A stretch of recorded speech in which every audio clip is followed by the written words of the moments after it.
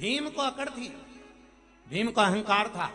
भीम ने कहा एक गदा के बल पर मैं सबको मसल दूंगा। भगवान भी भगवान थे। भगवान कृष्ण ने कहा हे भीम सुनो, तुम लंका चले जाओ। भीम ने कहा लंका और मैं काहे के लिए?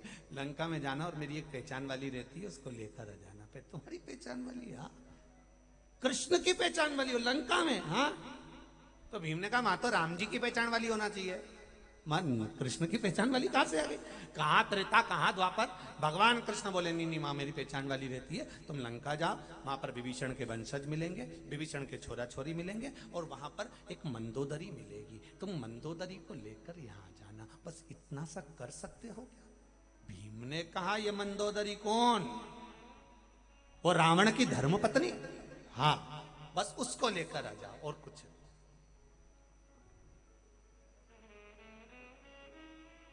रावण की पत्नी मंदोदरी को? हाँ।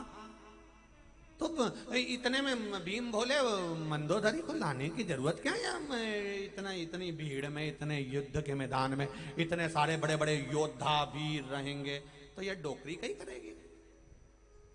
ये बूढ़ी का क्या काम? या बुजुर्ग का क्या काम? नहीं नहीं, तो उसको लिया। भीम ने कहा इतने से काम के लिए मेरे को भेज रहा। युधिष्ठिर ने कहा भीम जब द्वारकानाथ ने कह दिया कि मंदोदरी को लेने जाओ लंका, तो जाओ। भीम ने कहा ठीक है। और भीम इतनी बड़ी बड़ी बात करने वाला पहुंच गए लंका में। विभीषण के वंशज थे। विभीषण के वंशजों ने कहा कौन हो आप? भीम हूं मैं, हस्तिनापुर से आया हूं, मुझे मंदोदरी काकी से मिलना है। मंदोदरी से? आपको मालूम नहीं वो हमारे घर की सबसे बुजुर्ग माता है, हम जानते हैं। दादी की भी दादी पर दादी की भी दादी है वो। अच्छा, बहुत बुजुर्ग है ना वो? बहुत है तो कि निपट गई? नहीं है। भीम ने कहा कहां है? तो कहा एक कमरे में बंद रहती है वो, आती नहीं बाहर।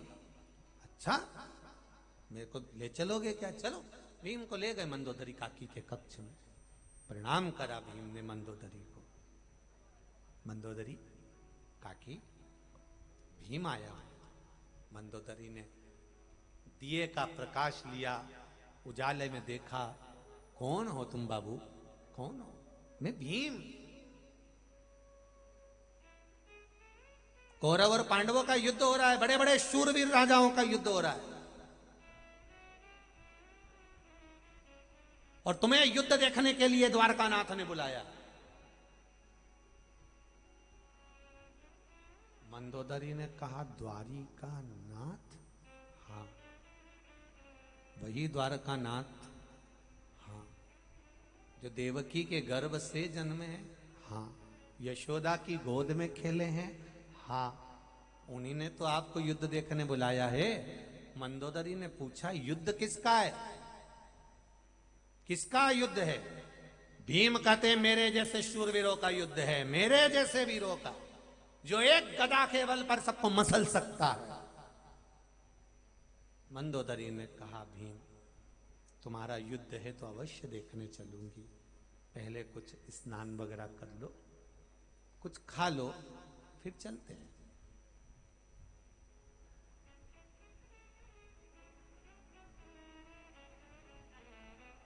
पूरी लंका में विभीषण को ज्ञान देने वाली, रावण को ज्ञान देने वाली, मेघनाथ को ज्ञान देने वाली, अक्षय को ज्ञान देने वाली, रावण की 2 धर्म पत्नियां और थी, पर वो कभी रावण को नहीं समझाती थी, केवल एक ही समझाती थी, वो मंदोदरी थी। इतनी विद्वान, इतनी ज्ञानी, इतनी शिव की भक्त थी।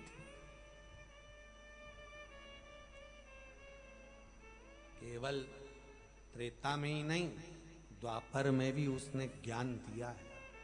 भीम भोजन कर लो, स्नान कर लो, फिर अपन चलते हैं। भीम ने कहा ठीक है। कहाँ जाऊं स्नान करने? कहीं पर भी, जहां तुम्हारा मन पड़े वहां चले जाओ। भीम गए नहाने के लिए। पूछा यहाँ कोई तालाब सरोवर है? चले गए, तालाब ढूंढने लगे। एक तालाब मिला, उसमें कूद गए। कूदे, समुद्र में भीम कूदते थे स्नान करने के लिए। समुद्र की थाह को 1 सेकंड में छू कर वापिस आ जाते थे। एक तालाब में भीम कूदे, निकलने में 3 दिन निकले। 3 दिन लगे भीम को उस तालाब में से निकलने।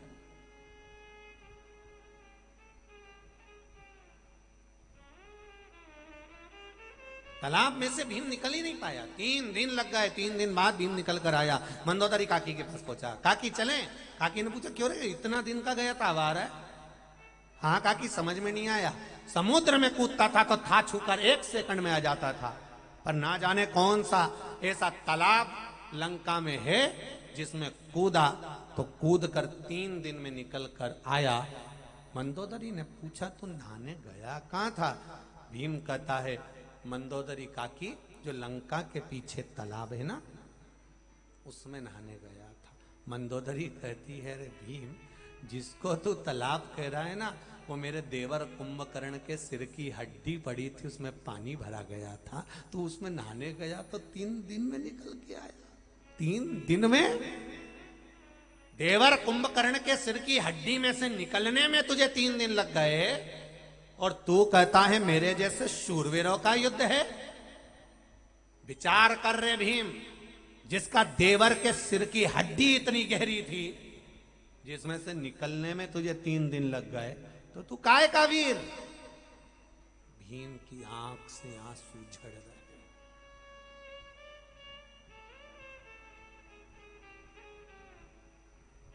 आंख में से आंसू भीम के निकल रहे। ये जो अभिमत्ता है, ये अभिमान, ये अहंकार, जब तक सत्ता रहती है, जब तक वैभव रहता है, जब तक कुर्सी रहती है, जब तक पद रहता है, जब तक व्यक्ति अकड़ में जी लेता है, पर जैसे ही कुर्सी से उतरा, जैसे ही पद से गया, फिर कौन पूछे साहब?